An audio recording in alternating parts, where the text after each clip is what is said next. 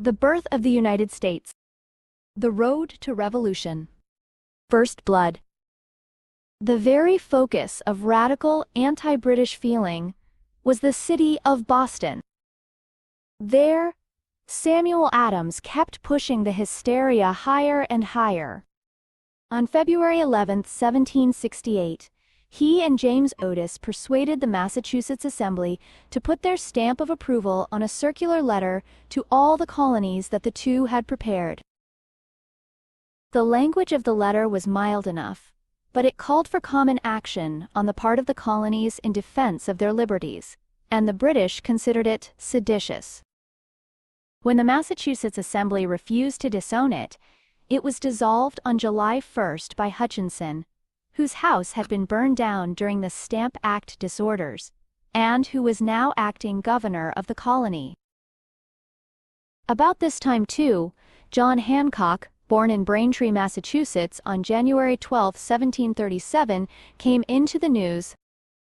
He had inherited a large fortune and a prosperous business from an uncle who had died in 1764, and he was now one of the richest men in America. A great deal of the wealth he had inherited came from smuggling, so he was naturally completely against British regulation of trade and supplied much of the money that kept the Sons of Liberty going. This made Hancock a marked man to the customs officials, and on June 10, 1768, they seized one of his ships on the ground that it contained smuggled goods. It probably did, but it was an injudicious act just the same, for Hancock called on the Sons of Liberty, and Boston was treated the spectacle of a first-class riot. The ship was rescued, and the customs officials managed to make their way to safety only by an eyelash. Great Britain responded by ordering 2 regiments of British troops from Halifax to Boston. They arrived on October 1, 1768, and at once there began a Cold War between the Boston citizens and the Redcoats. But though Boston might be the site of the worst anti-British feeling, it was certainly not alone.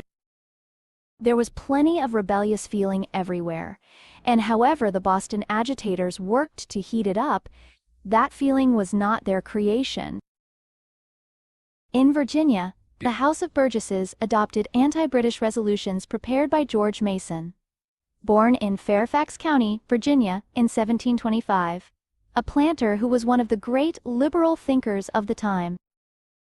The resolutions were presented by Mason's friend and neighbor, George Washington, America's most distinguished soldier, who thus placed himself on the anti-British side.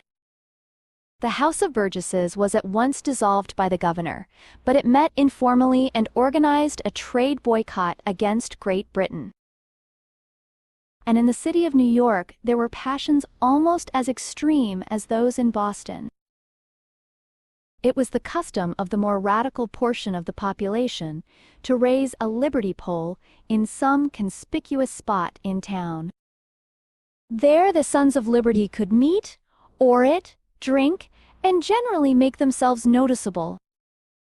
The usual policy of the British was to turn a blind eye to this, and indeed that was the wiser policy since, by allowing the radicals to blow off steam, the revolutionary pressures were lowered.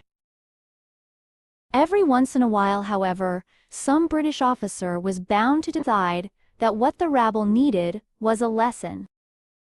British soldiers had, for instance, cut down a liberty pole in New York in 1766 during the row over the Quartering Act, and that seemed to have done some good. On January 19, 1770, some local commander was irritated into another demonstration of this sort.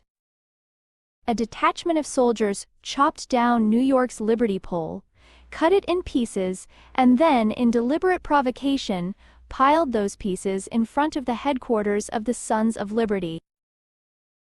Naturally, there was a riot, and several New Yorkers were slashed by British bayonets. The wounded were made martyrs at once, and as the story went round concerning redcoats spilling American blood, new radicals were manufactured out of the uncommitted. But the worst incident of this period occurred in Boston, where the conflict between citizens and soldiers was sharpest. The Sons of Liberty did everything to harass the soldiers directly and, furthermore, to threaten and make uncomfortable any Bostonian who showed signs of fraternizing with the Redcoats. The result was that the British soldiers, who were, after all, not there voluntarily and who certainly wanted no trouble, found themselves in an untenable position. They were under strict orders not to fire on the citizens, and yet those citizens felt no compunction about throwing stones at the soldiers. On March 5, 1770, a group of idlers decided it might be fun to throw snowballs at a single British soldier standing sentry. The soldier did his best to dodge the snowballs and called for help. A detachment of 20 soldiers, bayonets fixed, came to his aid, but by that time the crowd of Bostonians had increased to several hundred. As the soldiers were clearly under orders not to retaliate, the mob, among whom a black named Crispus Attucks was conspicuous, grew bolder.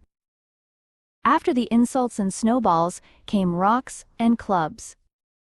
One of the soldiers, tormented beyond endurance, finally fired. Others followed. The crowd suddenly fled, and behind them they left 3 dead and 2 wounded. One of the dead was Attucks, who is sometimes described, therefore, as the first casualty of the Revolution. Samuel Adams was ready. The event was called the Boston Massacre, and fictional accounts of it were spread all over. The soldiers were described as having fired without provocation into crowds of respectable, peaceful citizens, killing without remorse or compunction. Bostonian anger at the highly colored tale grew so intense that Governor Hutchinson, in order to prevent much worse bloodshed, had to order the British regiments withdrawn from the town itself and placed on islands till matters cooled down. The fact that the incident was not really a massacre can be shown by the fact that the soldiers were brought to trial, and that John Adams himself, against whose American loyalties there can be no shadow of doubt, chose to defend them. He defended them so well, and the real facts of the case were so notorious, that the soldiers were acquitted of murder. 2 were convicted of manslaughter and lightly punished, more as a concession to the crowd than to the truth. It was not, however, the shouts and violence that most persuaded the Parliament that they were defeating themselves. It was the boycott. Again, as during the time of the Stamp Act, British industrialists and shippers were hurting badly as the American trade declined 40% between 1767 and 1769. Pressure began to build again, and Parliament was petitioned to back away from its taxation policy. Townshend was not there to witness the failure of his policy. He had died quite suddenly on September 4, 1767, even before his acts had come into force. He was succeeded as Chancellor of the Exchequer by Frederick Lord North, who was and remained a favorite of George III. On January 31, 1770, when the Duke of Grafton stepped down, Lord North was chosen by George III to be Prime Minister, and at last, the King had a Prime Minister he trusted and could rely on to be a faithful reflector of the royal views. Lord North was to remain in office for 12 years, and between his incapacity and the royal stubbornness, America was to be lost to Great Britain. North's first moves, however, were conciliatory. Within a month of the Boston Massacre, and with no connection with that affair, the new cabinet had decided to let the Quartering Act expire without renewal and to repeal the taxes imposed by Townshend, with one exception. Carefully, Lord North kept the tax on tea. That was not for purposes of revenue particularly, but was simply a way of retaining the principle that the British Parliament could tax the colonies without their consent. The hope was that with most of the taxes gone, the colonies would accept the apparent victory and abandon the principle. Then, presumably, at some less troubled time in the future, Great Britain would be able to tax more extensively. To a certain extent, this scheme worked. The well-to-do conservatives among the Americans, who found it uncomfortable to be on the same side as the Sons of Liberty, were glad to accept Lord North's action as a gesture of peace and conciliation. There was no wide jubilation as there had been after the repeal of the Stamp Act. That had proved to be but the prelude to a second round, and this might be a prelude to a third. Nevertheless, Sam Adams found himself suddenly helpless as passions subsided among his countrymen. The boycott was ended, the colonies quieted, and it looked as though the crisis had passed.